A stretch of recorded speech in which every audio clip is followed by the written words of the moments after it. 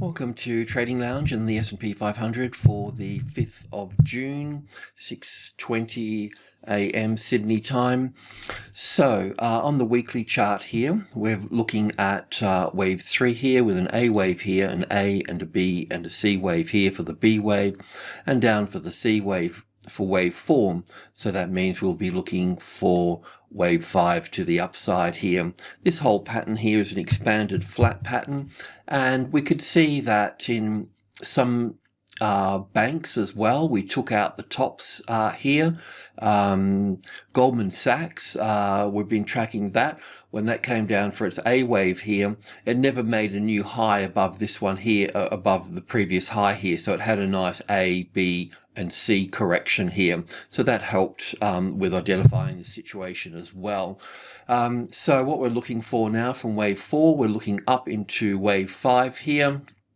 We know that the Fed's pumped money into the system here and here all the way up to here, but then they're diminishing that that purchasing, and they're really not buying anything at all here. And also too, we know that there's a lot of open interest in the options market here, of course, just natural to see that.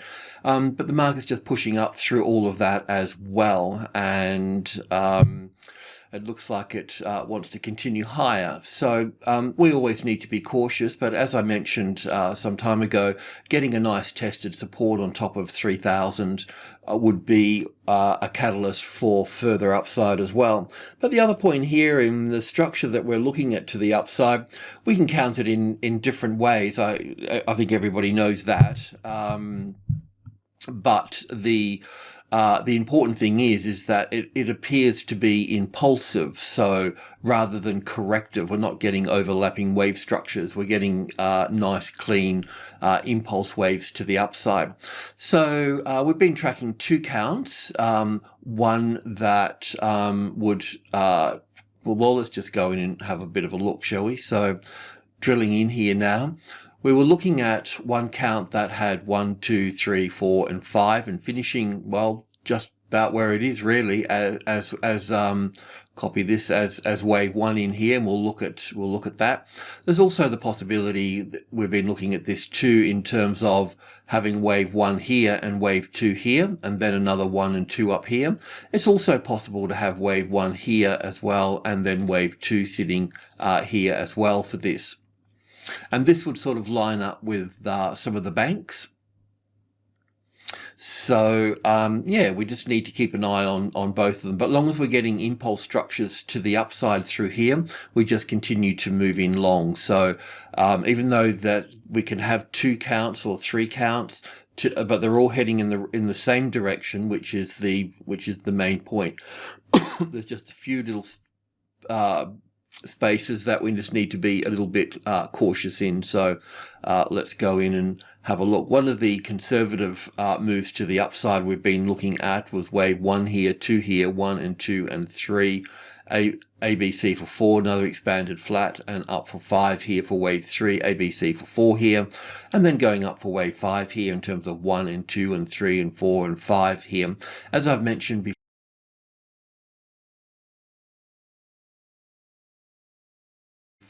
that all the way up here is that wave 3 here is actually a bit shorter than wave 1, so that's okay, but wave 5 needs to be shorter than wave 3. So if we see this market, which will move up Friday because of our bullish weekly cycle, see Thursday as the corrective day, and then Friday and Monday to the upside, so expecting it to push higher. So if it pushes higher and makes wave 5 ends up being longer than wave 3 here, then this count will be negated, and we will look to a larger count moving to the upside, which I think is pretty much the case. So in that instance here, we'll go to the this one here will do the trick. Yeah, this one helps to the upside. So in this case here is just simply looking up at wave 1 here and ABC for wave 2 here. I know wave 2 is a bit shallow in terms of pulling back, but We've seen all that before. So, but what it does do here, it gives us the opportunity to see a nice strong wave unfold here, and we can at least prepare for that. So we are going in from wave 2 here, 1 and 2 here, and then 1 and 2 here, and then we're expecting the third wave to be longer in this case here. So we'll see that push up here, and we'll see this wave here being longer than, copy that, to wave 1 over here, which is the main point, this wave 1 here. So that's what we're sort of looking at here. We have got a nice support on the 3,100 here now, so we'll see this market push higher through this space. Let me just check on things. So with this count here, if we drill into this a little bit more, if that's okay, then we'll look at it like this here with wave 2 here, with wave 1 here, 2 here, and then 1 and 2 here, and then pushing further to the upside here. And within that space, we're looking for, from blue wave 2 to blue wave 3 here, we're looking for 5 waves. So just bring this in so we can get to it a little bit. So we know that if the market reaches 3.2, it's going to be longer than wave 1, which is what we're looking for. Now we know this is a little bit messy in here, and that's where the riots have started, basically. So yeah, it's a bit tricky to count, but we can get an impulse wave on the first wave here. So I'm going to label that wave 1 here, and then this one here as wave 1 here and 2 here, and we've got nice clear 5 waves in here, and we've got wave 4 sitting here, and then we'll look for wave 5 to the upside into the 350 sort of area through here, and we'll see a wave 4 pull back, and then wave 5 moving up here higher for that, and then of course wave 4 and then wave 5. So you know, longer term traders can pretty much leave the stop probably under the weekly bar or so. Let's just have a look at that. Yeah, so that's traveling quite nicely, the weekly bar. And I mean, what we do, we've got a method called the Robo method. It's on our website. So pretty much once we buy new highs, we just keep lifting the stop up under the weekly bar, and it kind of keeps us in the trend reasonably well. So obviously you've got to take a little bit more heat on the stops, but if you don't overtrade and you got 3 or 4 bars in your back pocket, then you can also look to add on each new weekly bar. So you could probably add up to 4 times quite reasonably in this sort of method. But we have Robo 1 and Robo 2 strategies for handling that. So we'll go back to the 1 hour chart where we were here, but the shorter term traders, all we're trying to do here is trade from each 100 points there, and if you're on the Dow, it would be every 1,000 points. And then of course we break that space down every 100 points, because that's a minor level, minor level 1, minor level 2, and then we'll be into minor level 3. And between those we have the sub levels. So we have 1, 2, 3, and then 5, and then 8 up here. So they will all be resistance points at that stage. But yeah, look, this is where we're thinking of here. And I'll just go to the 15-minute chart, I think, where we've got the shorter term count occurring at that stage. So let's just have a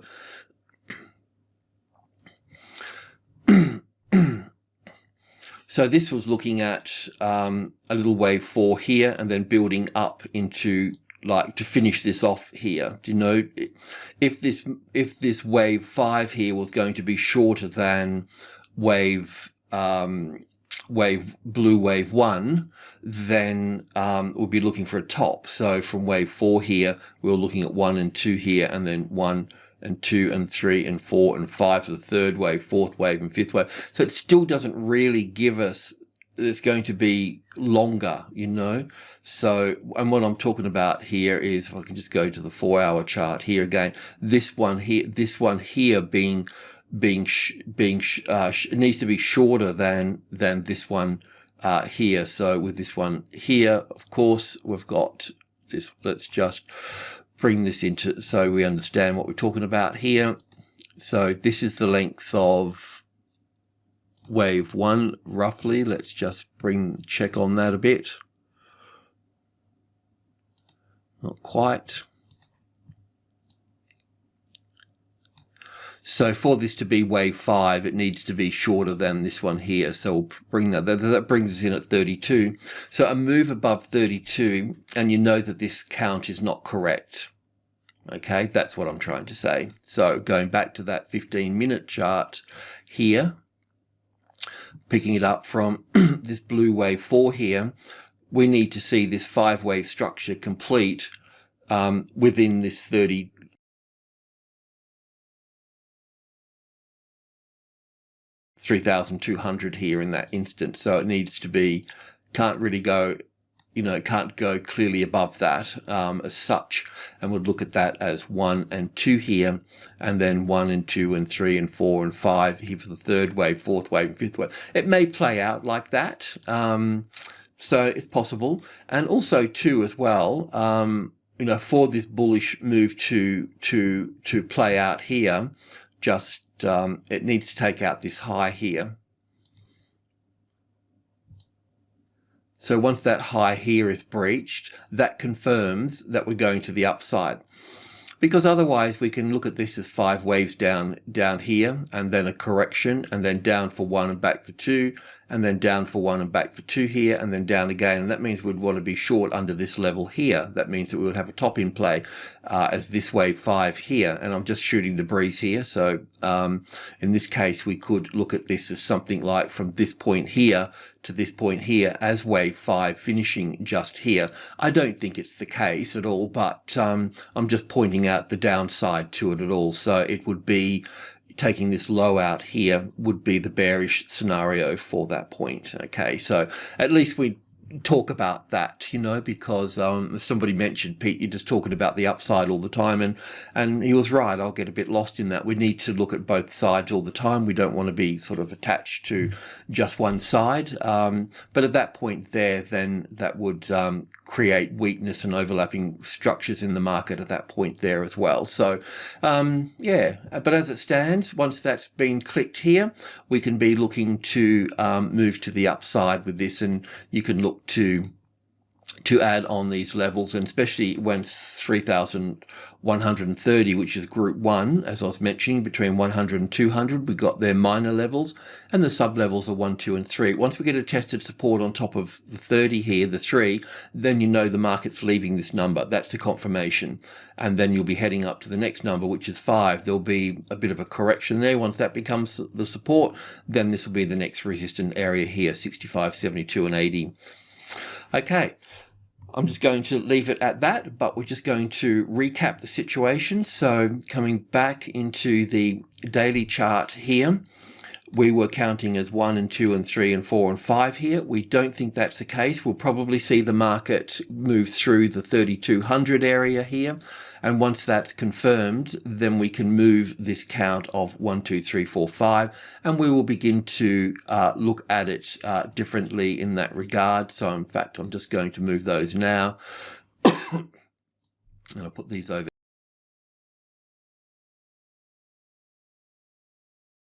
here. And the situation would be that we would have wave 1 and 2 here, or the other option is wave 1 here and 2 here, and we'll play with both of those options. I'm currently going with this one because of the US banks, but it's not bedded in just yet as such. But also too, if this is 1 and 2 here, then we're going to see this one just keep drifting way up here.